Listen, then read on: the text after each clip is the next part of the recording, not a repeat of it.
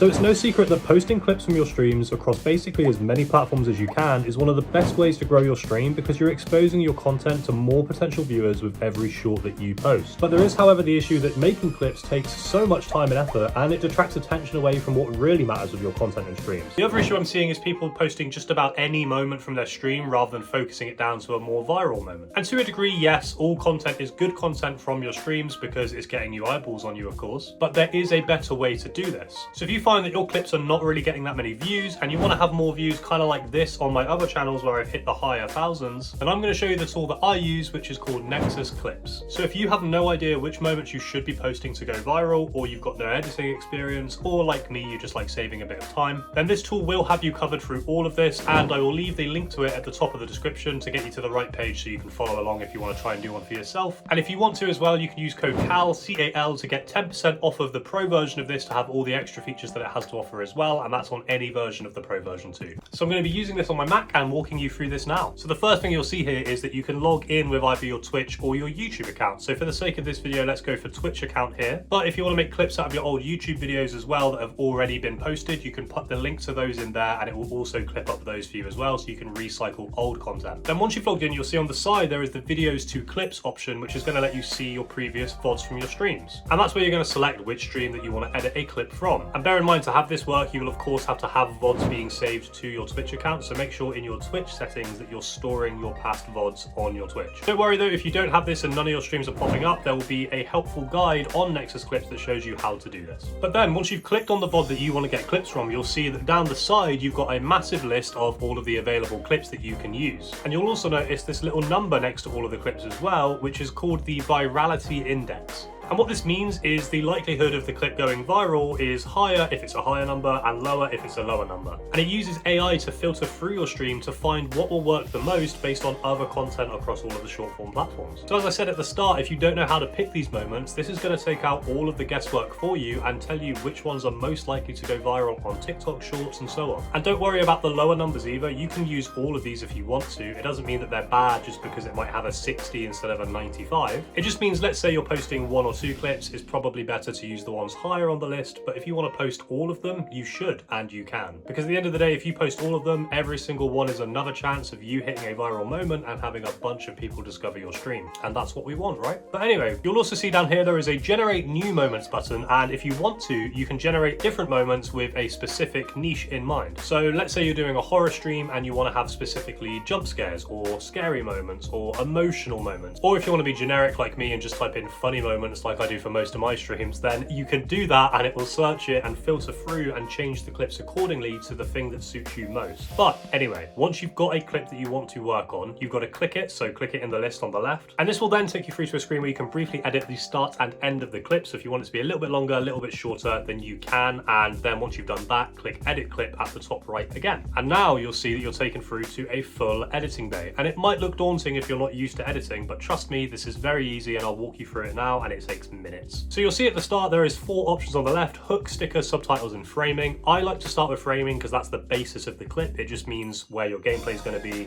where your webcam's going to be, if you have your chat, where that's going to be, and so on. So you can choose a style from this drop down here, and it will kind of move the boxes around in the preview accordingly. I tend to like just having my gameplay at the bottom and my webcam at the top. It just works for me. I think it looks normal. It's what people sort of expect from a stream clip, so I think that's a good way to go, but do whatever you like. It's customizable. And then I move up to the subtitles feature, which is super easy to do because it's already subtitled it for you. It does that automatically again with the AI by the time you've even gotten into this menu. But it's worth going through and picking a font and colors that you like. You can change all of the colors here. I like to use the purple one that has a little glow. It just feels a bit more twitchy to me. But you can choose the font, the color, the size, anything that you want to. You can turn them off as well if you really want to. So whatever works for your style, it's there for you, and that takes a few seconds. I don't think that needs much explaining because as you'll see, it's kind of just done for you. And then you can move it around in the clip by just dragging it to wherever you like it. The next option is a sticker. So if you want to direct people to your streaming platform from your clip, this is going to let them know the name at some point by just having it on screen. So if you're a Twitch streamer, you can just type in your Twitch username here. And once you've got that, you'll see it in your preview. I like to put it between my webcam and my gameplay so it's not that obtrusive. And like I said, it depends where you want to put it. I would say maybe at the end so people know where to find you if they've watched your full clip, maybe all the way through if you want that to be completely present in their mind for the whole time. And some people put it just at the start so people know the name and then can see it when it loops back around. There's no real rule here, just do whatever tactically works for you the most. But it's an important step of getting people to go across to your Twitch or your platform that you're streaming from, because at the end of the day, you're posting clips to get more growth, so you might as well show them where to go when they've watched your clip. Okay, we're going to pause for a second. Please like and subscribe to my channel. Yep, that's my call to action. I'll admit to you guys, I forgot to record it in the middle of the video. I got carried away with showing you guys this, and now I'm at the end and I've just realized, and please help me get to 3K. Love you. Then my favorite feature is at the very top, which I always leave to the end because I like to get the clip looking nice first. And that is the hook option. So the hook is exactly what it says on the tin. It hooks people in. It's a piece of text that you should put at the start of your clip, which it automatically does for you anyway. And essentially you just want to type a little summary of what's coming or what's happening in that clip before the clip's even started for them. That way you're going to pull people out of that scroll, the infinite doom scrolling of TikTok, because they'll see a block of text that says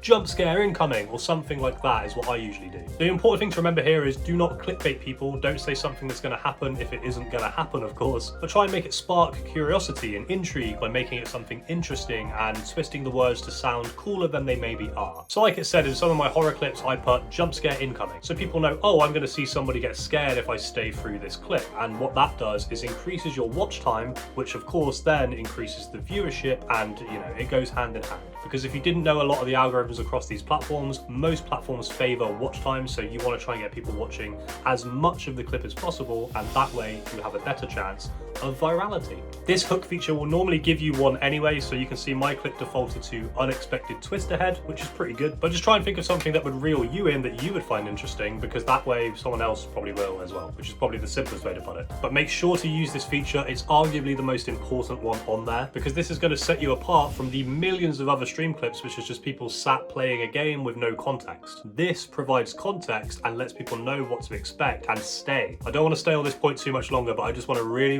reiterate the importance of this step. So do not skip it. Do it really well. Try and figure out the most intriguing ways, because trust me, that clip that has that will do better than hundreds of other clips that you might have uploaded already that don't have that. But moving on from my rant about why you should use a hook, you're now pretty much done. So you can watch the preview a bunch of times if you want to, rejig it, kind of move it around a little bit, but you're now going to want to post it, aren't you, really? So the best thing to do here, rather than downloading it and exporting it, which is what you have to do on most editing softwares and what I did for years with my clips, which takes time because then you've got to export it, manually upload it, type the title, description, tags on TikTok, and then do it on YouTube, and then do it on Reels. You get the point. Whereas with NexusClips, you can actually just log into your TikTok and your YouTube account for your YouTube Shorts and upload them directly there and schedule them in advance as well. And ultimately, this expedites the process of posting clips because you don't have to export, it's all in one place. So in the past, when I've finished streaming on like a horror game, for example, I'll come directly here, get the VOD, it will give me around 30 clips, because as you'll see on your own when you do this yourself, the list of the virality index with all of the different clips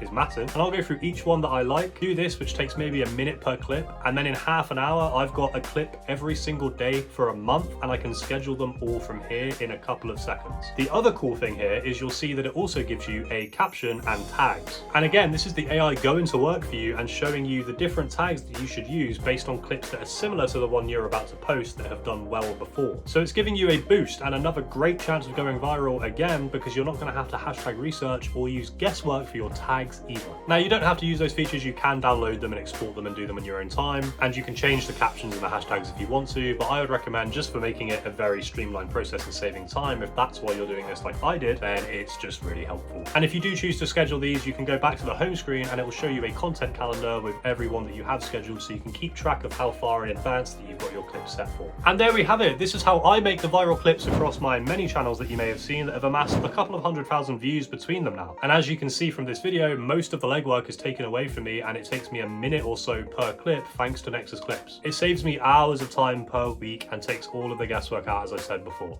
So remember, code CAL, C-A-L, if you want 10% off the pro version, so you can just keep doing this forever with all of these great features. And if you want to join a growing community of 200 plus streamers and creators like yourself, my Discord is down below, so you can reach out to me and a bunch of other people in the same boat as you. Whilst you're down there, you'll also see my website, which is where you can get yourself some free artwork. So if you want to get some art to get yourself going without spending any of your hard-earned money, that is there for you as well. Here's your last chance in the video to subscribe if you like taking your stream to the next level. And here is another video that might help you out on your streaming journey. I hope to see you again on the channel soon. Mwah.